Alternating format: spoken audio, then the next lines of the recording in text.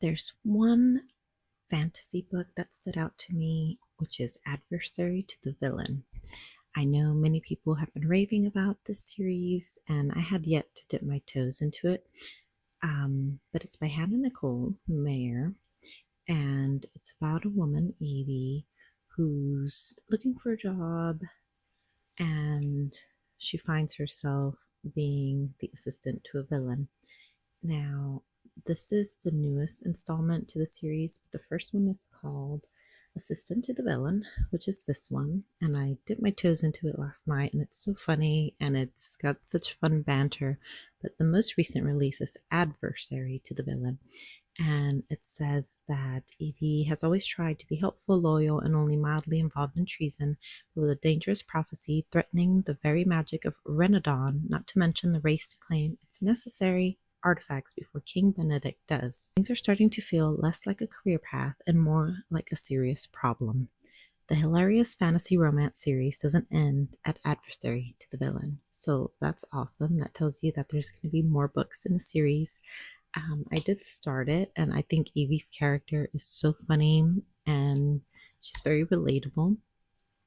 So that's the only fantasy that really stood out to me. Now let's move on to romance. There are 4 romances that really caught my eye. There was actually quite a few romance releases, which I thought was really great because who doesn't love a good romance, right? The first one that I saw is the first fallish kind of vibe romance book that I've seen released is called Autumn at the Cafe by Kathleen Fuller. Now, this one is more of a closed door YA romance, which sometimes could be a really nice palate cleanser between the steamier romance novels.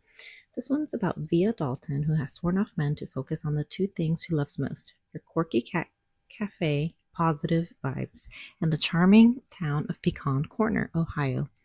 But her peaceful world is shaken when Earl Brewster, the owner of the beloved Second Chapter books next door, passes away.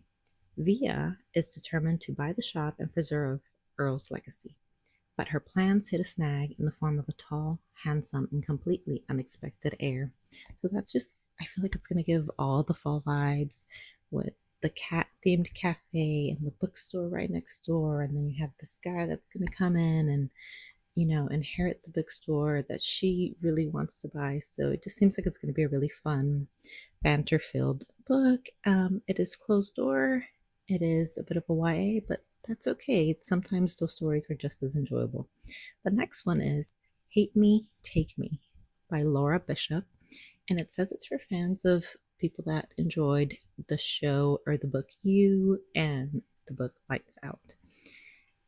It says she should be freaked out. She should stop letting him make her feel things, but something about him feels familiar. What Amanda doesn't realize is the man behind the helmet isn't a stranger at all. It's her ex-husband, the one who walked away without a word, the one she spent years trying to forget. Now he's back, and he's not asking for permission. He'll stalk her, protect her, and when she begs him to take off the helmet and finally show her who he is, he'll remind her that this is what she asked for. That sounds so fun and interesting and kind of unhinged, but I'm like totally there for it. Can you imagine if your ex-husband or your ex-boyfriend starts stalking you on dating apps or just in general, and of course you once had love for this person and they know everything about you, so they know what buttons to push and they know exactly what makes you fall in love for somebody. That just seems like it's going to be messy, but it seems so interesting. It says she thought she was falling for someone new, poor thing, but the truth, she might be falling for the one man who already broke her heart, and he's not letting go. Oh, poor thing. How is that going to end? And the next one that really stood out to me is Levels of Love by Annabelle Stowe. This one's a gamer romance, which I have yet to read a gamer romance. It's opposites attract, introvert and extrovert. The characters are Lara versus Luca. And it's introverted versus charismatic, cozy gamer versus horror gamer. So that just sounds super fun. It says Lara is a shy programmer in London, pouring her whole heart into Novel Haven, which is the video game that she's programming. while Luca is a confident developer who's behind Desolate Tread, which is a psychological horror game. They couldn't be more different, yet they're fighting for the same prize, the prestigious Game Changer convention.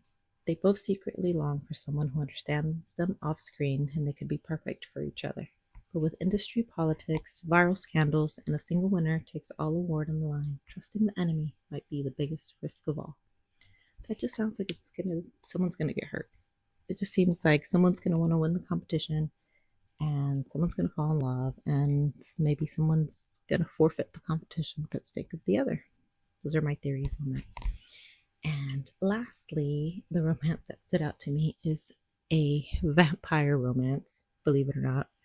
Be Still, My Unbeating Heart by Josh Winning, and it's a murder mystery and a romance. It's got magical elements in it, and the setting is cozy Italian vacation. Okay, we have a handsome, brooding detective.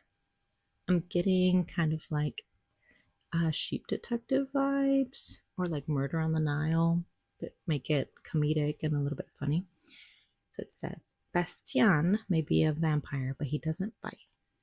Not anymore, at least. These days, Bastian just wants to live his life, his best life, undead life. Visit charming Italian villages, maybe dance in the square with a cute boy, all with Whitby, his best friend, and his magical cat by his side. But he doesn't want to stumble across a dead body on the beach, a girl who appears to have been killed by a vampire, charming, twisty, laugh out loud funny, and a delightful and swoon-worthy magic murder mystery. That just sounds like it's one of those cozy murder mysteries that you can sit under your cozy lamp and just cuddle up with a cup of tea or a cup of coffee and just kind of have a few giggles and see where it goes. So it's M&M vampire, which is interesting. I've never seen an M&M vampire story, so I'm really excited. And I'm the kind of person that I love to see romance done in very different ways.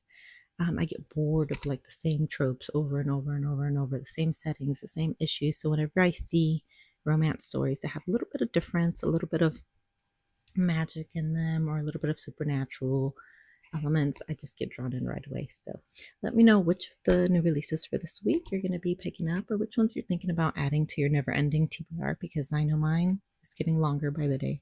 You guys take care, have an awesome week, and I'll talk to you guys soon.